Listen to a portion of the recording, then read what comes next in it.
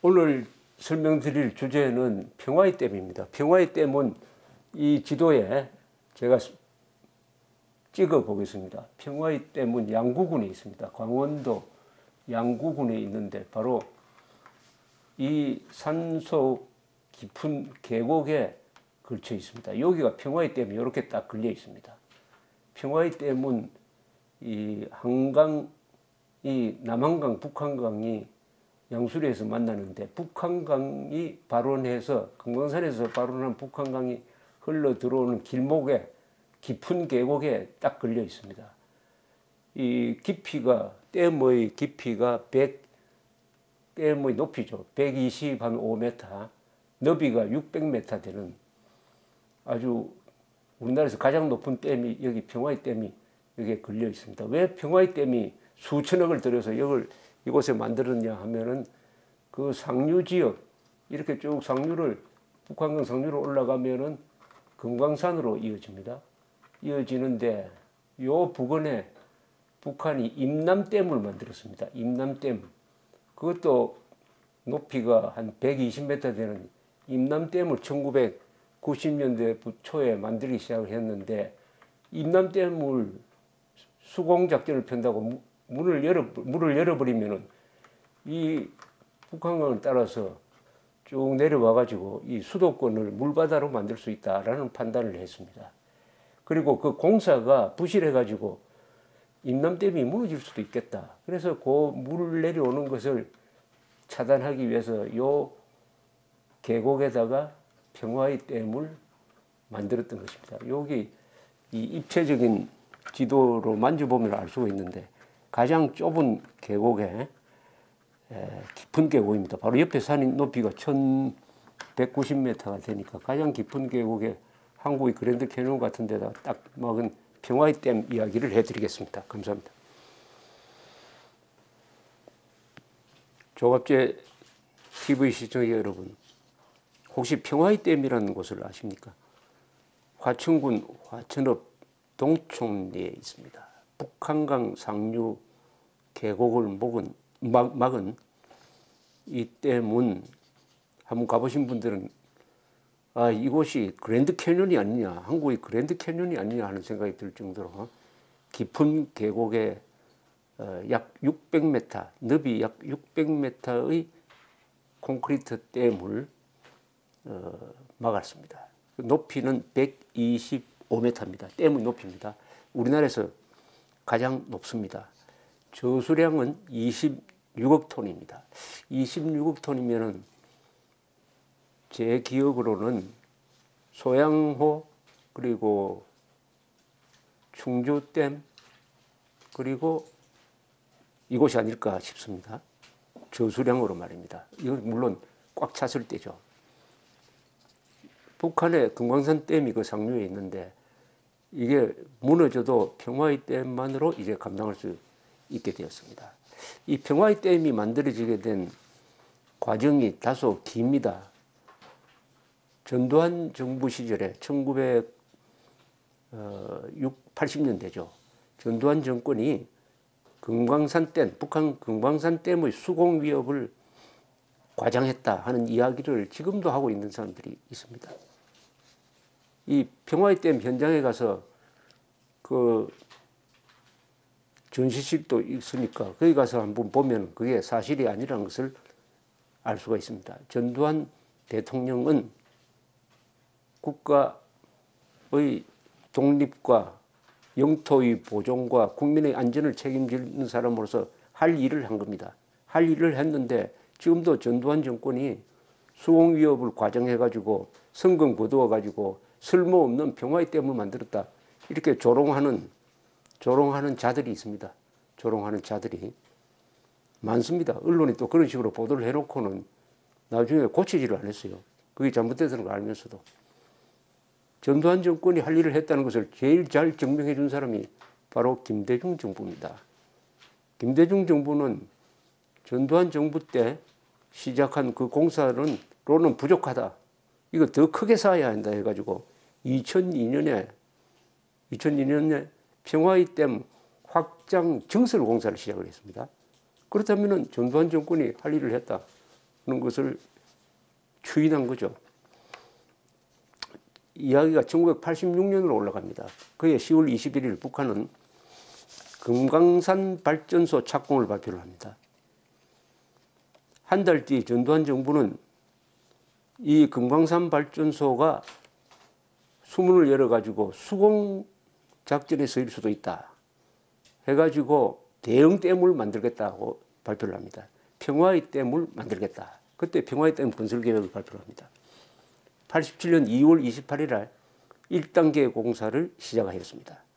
그리고 89년 5월 27일 노태우 정부 때입니다. 높이 80m의 댐을 완공했습니다. 자, 북한은 어떻게 되느냐? 1992년 1월 26일에 상류에 가물막이 공사를 끝냈고 1999년에 본댐 공사를 본격적으로 시작했습니다. 북한은 1단계 공사를 2000년 10월에 완공했습니다. 댐의 높이 88m입니다. 북한 측은 이 본댐 공사를 계속했는데 우리 정보기관이 알아보니까 공사가 아주 불실해서 무너질 위험이 있다고 판단했습니다. 이게 김대중 정부 때입니다. 무너질 위험이 있다. 그래서 2002년 1월에 김대중 정부 때입니다. 우리는 평화의 북한의 금강산 댐을 공중 촬영한 걸 분석하니까 댐에서 금이 막 가고 훼손 부위가 발견됐습니다. 그래서 김대중 정부는 2002년 9월 3일 평화의 댐을 확장하기로 해가지고 정설 공사를 시작을 했습니다.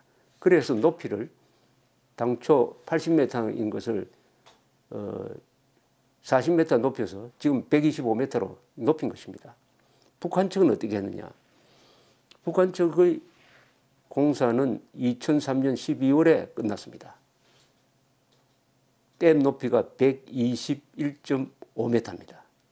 평화의 댐 2차 공사는 노무현 정부 때 끝났습니다. 2006년 6월 15일입니다. 이제는 금강산 댐이 왕창 무너져도 수도권에 사는 사람은 발을 뻗고 잘 수 있게 되었습니다. 평화의 댐 공사에 지금까지 들어간 돈이 약 4천억 원입니다. 그러나 국방에는 돈이 들어갑니다. 이런 과정을 보면 전두환 대통령은 꼭 해야 될 일을 하고도 욕을 먹고 있습니다. 왜 욕을 먹느냐? 이 수공 위협을 1980년대에 보도하는 보도기관에서 약간의 과장을 했습니다. 평화의 댐이 무너지면은 평화의 댐이 아니죠. 북한이 금강산 댐을 수문을 열어가지고 수공작전을 하면은 여의도 63 빌딩도 잠긴다. 이런 도표도 그리고 했습니다. 다소 과장이지만은 터무니없는 과정은 아니죠. 이걸 꼬투리를 잡아가지고 말하자면은 전두환 정권이 국민들을 불안하게 해가지고 성금 거두어가지고 쓸데없는 평화의 댐 만들었다. 조롱거리로 삼았습니다. 조롱거리로 삼았어요. 그래가지고 정권이 바뀌니까 감사도 하고 했습니다. 김영삼 정부 때 평화의 댐 감사를 했습니다. 거기서도 평화의 댐을 지어야 한다는 데 대해서는 아무런 이의가 발견되지 않았습니다. 질 걸 지었는데 이 보도하는 과정에서 언론이 잘못한 걸 몽땅 전두환 정권한테 뒤집어 씌워가지고 이렇게 국민들이 성금 내고 한 것도 헛돈 낸 것처럼 이렇게 지금까지도 선동을 하고 있는데 결국 아까 설명드린 대로 김대중 정부 때 전두환 정부 때 만든 것도 믿어줬으니까 더 지어야 되겠다 해가지고 40m를 더 올렸다. 이것이죠. 이 콘크리트 피라미드인데 평화의 댐에 들어간 아마 콘크리트 양은 저기 이집트에 있는 피라미드 한 개보다는 더 많은 돌이 거기 아마 들어갔을 것입니다. 거기 가보신 분들은 알겠지만 특히 가을에 가면 단풍이 아주 기가 막힙니다. 한국의 가장 깊은 산골이죠. 금강산에서 발원한 이 북한강이 거기서 물이 모였다가 쭉 밑으로 내려가면은 화천댐, 소양강댐, 청평댐, 팔당댐을 거쳐 서울을 관통하게 됩니다. 관광 코스로 아주 인기가 있습니다. 그걸 구경하는데 제일 좋은 데가 그 근방 전망대가 있습니다. 해산이군요. 해산. 일산, 해일자군요. 일산 전망대가 1190m인데 거기 올라서 주위를 보면은 산 넘어 산, 그것이 바로 수도권 2,500만을 먹여 살리는 한강의 수원지구나. 일종의 물공장입니다. 금강산 근방의 산악지대가 바로 물을 품고 있다가 이것을 북한강을 통해서 물을 내보내고 이 물을 마시면서 수도권에 있는 사람들이 이렇게 살고 있습니다. 물 부족을 별로 느끼지 않고. 그러니까 이 지역, 그 산악지역이 얼마나 소중한 데인지를 알 수가 있습니다. 양구, 화천, 춘천, 서울로 이렇게 쭉 오면은 여러 호수를 지나게 됩니다. 호반, 한국이 이게 호수가 이렇게 많구나 하는 것을 느끼게 되죠. 특히 밤에 오면은 전기불하고 호반의 수면이 서로 이렇게 혼재가 되면서 정말 근사하게 보입니다. 그러면서 한강의 소중함, 그 한강의 물을 내보내고 있는 금강산 일대 이 산의 소중함을 알게 되는 것입니다. 이 말씀을 왜 드리느냐 하면은 금강산 댐, 부실하게 짓고 있는 북한의 금강산 댐보다 수백 배, 수만 배나 더 위험한 북한의 핵 미사일이 실전 배치 상황인데도 불구하고 이 문재인 정부는 국민들을 불안하게 한다는 이상한 이유를 내세워 가지고 핵 대피 훈련을 하지 않고 있습니다. 핵 대피 훈련을 하지 않고 있습니다. 완전히 전두환 대통령과 반대 방향으로 갑니다. 전두환 대통령은 북한이 금강산 댐 착공도 하기 전에 미리 그 정보를 알고 대비를 했습니다. 그런데 핵미사일 실전 배치 상황인데 김정은이가 이야기했던 대로 책상 위에 핵발사 단추가 놓여져 있는데 이자가 오늘 미쳐서 눌러버리면은 수도권에서 터져가지고 수십만이 죽게 돼 있는데 그것을 막을 사두도 없고 아이언돔도 없고 그것을 미리 탐지할 우리의 기술도 시원찮고 완전히 벌거벗은 상태인데 다만 3천 몇 곳의 대피소는 있다고 합니다. 그건 서류상에만 있어요. 그건 당장 저도 핵미사일 경보가 나왔을 때 내가 어디로 도망가야 될지 모릅니다. 저한테 가르쳐 준 사람이 없어요. 훈련을 해야 할 거 아닙니까? 훈련을 해야. 이거 하지 않고 있습니다. 그러면 하지 않고 있는 문재인 정부와 미리 한 평화의 댐을 만든 전두환 정부 누가 잘하는 겁니까? 한국 사람은 죽어봐야 죽는 줄 안다는 이런 아주 문제가 있습니다. 한국 사람들은 이 전쟁을 제대로 해본 적이 없는 사람이에요. 전쟁을 당하기는 많이 했지만은 전쟁을 해본 사람들은 준비를 합니다. 그래서 1%의 가능성이 있어도 100%의 대응책을 내서 그 1%의 위험성을 없애려고 합니다. 그게 돈이 듭니다. 그러나 국방은 돈이 들어야 합니다. 군대는 낭비다라는 아주 헛소리를 하는 좌파가 많죠. 그러나 낭비처럼 보이는 그 군대가 있으니까 우리가 이렇게 안전하게 살고 있는 거 아닙니까? 평창올림픽도 즐기고.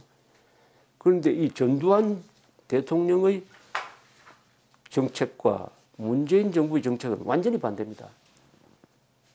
국민들을 김정은의 핵미사일 앞에 이 고의가 아닌지 생각될 정도입니다. 완전히 발가벗겨 놓고 있습니다. 미국의 한 전문가는 이런 한국 정부의 태도를 고의적인 무대책이라고 했습니다. 고의적으로 무대책이다. deliberate inaction이라고 했어요. 고의적으로 아무것도 안 한다. 그 결과로 한국 사람을 김정은 앞에 인질로 갖다 바친다. 인질로 갖다 바친다. 인질로 갖다 바치는 사람이 국방을 책임진 국가 보위를 책임진 이 정부다. 그러나 전두환 정부는 미리미리 대비해가지고 이제는 아무도 북한의 금관산 댐이 무너지든 말든 신경 안 쓰고 살게 되었다. 이 대조 속에서 우리가 느끼는 바가 많을 것입니다. 군인 출신 대통령과 운동권 출신 대통령의 차이를 우리는 여기서 보게 됩니다. 감사합니다.